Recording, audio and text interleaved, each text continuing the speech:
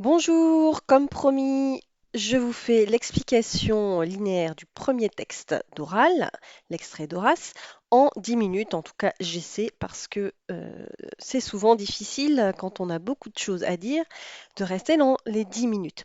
Cette vidéo vous aidera pour vos révisions de cours et notamment pour les révisions avec la mémorisation espacée hein, qu'on va voir en cours, le fait de revoir le troisième jour, le cinquième jour, etc. pendant 21 jours pour bien fixer à long terme la mémoire, ce qui est particulièrement important sur une année de bac, hein, où vous avez 20 textes à mémoriser. Donc ce travail d'organisation et de répétition, on va en reparler en cours et en AP. Voilà, je vais lancer le chronomètre et essayer de faire tout cela en 10 minutes. Je vais vous présenter un extrait d'Horace de Corneille, pièce écrite en 1640. Il s'agit d'un passage de l'acte 4, scène 5. C'est une pièce qui a été écrite par Corneille, elle est en alexandrin et elle s'appuie sur un sujet tiré de l'histoire romaine, la guerre entre Rome et Albe, qui s'achève par l'affrontement entre les Horaces, Rome, et les Curiaces, Albe. Et donc dans cette scène, nous avons Horace qui s'oppose à sa sœur Camille, Camille qui était fiancée à Curiace, lequel a été tué par Horace. Ô mon cher Curiace, ô d'une indigne sœur, insupportable audace, d'un ennemi public dont je reviens vainqueur, le nom est dans ta bouche et l'amour dans ton cœur. Ton ardeur criminelle à la vengeance aspire, ta bouche la demande, et ton cœur la respire. Suis moins ta passion, règle mieux tes désirs, ne me fais plus rougir d'entendre tes soupirs. Tes flammes désormais doivent être étouffées. Bannis-les de ton âme et songe à mes trophées, qu'ils soient dorénavant ton unique entretien. Donne-moi donc, barbare, un cœur comme le tien, et si tu veux enfin que je t'ouvre mon âme, rends-moi mon Curiace, ou laisse agir ma flamme. Ma joie et mes douleurs dépendaient de son sort. Je l'adorais vivant, et je le pleure mort. Donc, cette scène voit l'affrontement entre Horace, noble romain qui a vaincu les Curiaces. Il est le seul survivant du combat. Et Camille, sa sœur, était fiancée à l'un des Curiaces, déclaré ennemi de Rome. Camille refuse de célébrer la victoire de son frère et de sa patrie Rome et elle exige le droit de pleurer son fiancé Curiace. Nous allons donc voir en quoi ce passage constitue l'acmé, c'est-à-dire le point de tension, le paroxysme de la crise à la fois familiale et personnelle qui touche les deux personnages.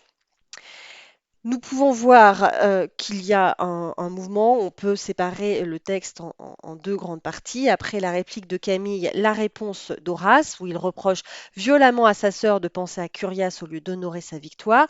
Puis la réponse de Camille, qui répond avec une égale violence, puisque la sœur renie son lien de fraternité pour mettre son amour au-dessus de sa loyauté, de la loyauté à la patrie. Donc, premier vers, ô mon cher Curiace, marqué par une diérèse et une phrase exclamative qui montre que Camille ne pense qu'à son fiancé et non pas à la victoire de son frère et de sa patrie Rome. Cette plainte de Camille est prise comme une offense par Horace, comme le montre la violence de son vocabulaire avec indigne, insupportable, ardeur criminelle, vengeance et l'emploi de nombreuses phrases exclamatives. Nous voyons donc une opposition des personnages qui se marque par l'opposition des pronoms je, désignant Horace, et des déterminants ta, ton, ta bouche, ton cœur, qui renvoie à Camille. Horace reproche à Camille à la fois ses sentiments, on le voit avec la répétition du mot cœur, et son audace d'exprimer ses sentiments avec la répétition du mot bouche. Et donc, il lui reproche sa trahison à sa famille et à sa patrie. On passe de phrases donc exclamatives jusqu'au vers 6 qui exprime l'indignation à des phrases injonctives qui cette fois expriment un ordre ou une défense avec les verbes à l'impératif, suis-moi ta passion, ne me fais plus rougir, bannis-les, songe à mes trophées, ou bien un subjonctif d'ordre qu'il soit, ou bien l'emploi du verbe devoir avec tes flammes doivent être étouffées. Le frère ordonne donc à sa sœur d'étouffer sa passion, les flammes, et d'être loyal envers lui et Rome, de se réjouir de sa victoire, ses trophées. Nous avons toujours cette opposition des déterminants et des pronoms de première et deuxième personne qui soulignent l'affrontement. On peut noter une absence totale de mesure et de compréhension d'Horace, avec le terme ton unique entretien et cet adjectif qui rejette toute autre possibilité pour Camille. Et alors que Horace demande à sa sœur de faire preuve de mesure avec notamment cet impératif règle mieux tes désirs, eh bien on voit bien que lui n'est pas dans la mesure, il est plutôt dans l'excès. C'est un personnage excessif. À cette réponse, cet ordre très excessif, véhément de Horace, répond Camille de façon non moins excessive. Et la réponse aux impératifs de son frère se fait sous forme d'un nouvel impératif, donne-moi donc. Donc elle ne se laisse pas faire. Le terme barbare est très fort, il doit se comprendre du point de vue de l'histoire romaine, puisque le barbare est celui qui n'est pas romain, ce qui est un comble pour Horace, qui se veut particulièrement digne de sa patrie et qui place Rome, on peut le voir si on lit l'ensemble de la pièce, au-dessus de tout le reste.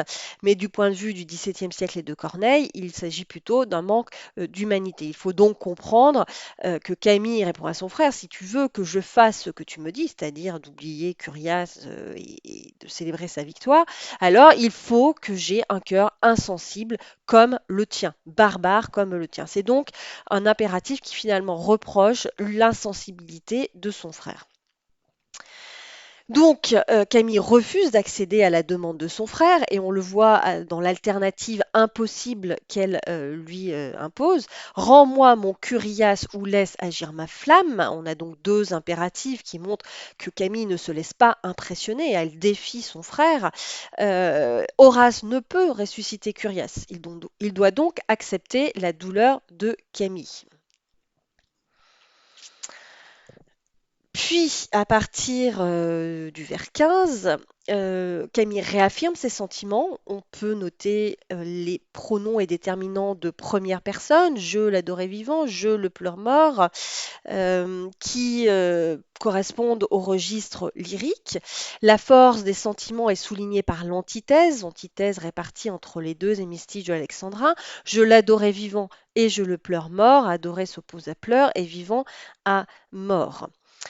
Camille rejette son devoir de loyauté fraternelle au profit de sa loyauté à son amant, et on le voit avec l'opposition des termes sœur, ne cherche plus ta sœur, et amante, tu me revois en moi qu'une amante offensée. Et à l'offense que lui reproche son frère, Camille oppose une nouvelle offense, le fait que Horace ait tué son fiancé. Elle se compare alors à une furie, qui, comme une furie attachée à tes pas, te veut incessamment reprocher ton trépas. C'est une figure de la mythologie chargée de punir et de poursuivre les meurtriers, et donc Camille promet de se venger et de ne pas laisser son frère, ne pas lui laisser le moindre répit. Camille reprend d'ailleurs avec la métaphore du tigre altéré de sang le reproche d'insensibilité. Les demandes d'Horace sont présentées tout à fait comme inhumaines et impossibles, qui veut que dans sa mort je trouve encore des charmes, et sont soulignées par la chute du vers 24, formulation incisive marquante, moi-même je le tue une seconde fois. C'est pour Camille, célébrer la victoire de son frère, ce serait tuer une seconde fois son amant. Donc Camille refuse de rester dans un dilemme qui l'empêcherait de choisir. Elle choisit de façon très tranchée. C'est un personnage entier et excessif comme son frère et elle choisit de trahir sa famille. La fin de la réplique marque une malédiction envoyée sur son frère, exprimée par le verbe au subjonctif puisse, et elle montre une haine féroce de Camille qui souhaite que son frère soit accablé de malheur et qu'il commette une faute, quelque lâcheté, qui entache, avec le verbe souiller qui est très fort, la gloire de sa victoire. Et donc voilà, ce vocabulaire malheur, souiller, lâcheté souligne cette haine. Non seulement Camille ne veut pas honorer son frère et oublier Curiace, mais elle souhaite que son frère chute. Et même dans la suite de la scène, que Rome tout entière soit détruite. On le voit à la suite, Rome, l'unique objet de mon ressentiment. Donc, en conclusion, l'affrontement entre le frère et la sœur atteint ici, dans cette scène, son paroxysme en raison de l'intransigeance de ces deux personnages particulièrement excessifs qui refusent pour l'un que sa sœur continue à ressentir de l'amour pour celui qui est devenu un ennemi de Rome, et pour Camille, qui refuse toute concession à son frère sur sa victoire. La crise que constitue cette scène s'achève par un acte particulièrement violent, le meurtre de Camille, par son frère Horace, excédé parce qu'il considère comme une trahison, à la fois envers sa famille et envers sa patrie. Et on voit bien que la réplique de Camille qui lui souhaitait de souiller par quelque lâcheté cette gloire si chère à ta brutalité, finalement s'accomplit par cet acte très brutal. Et vous voyez que j'ai réussi à faire pile 10 minutes. Bien, j'espère que cette vidéo vous aidera. Je vous souhaite de bonnes révisions.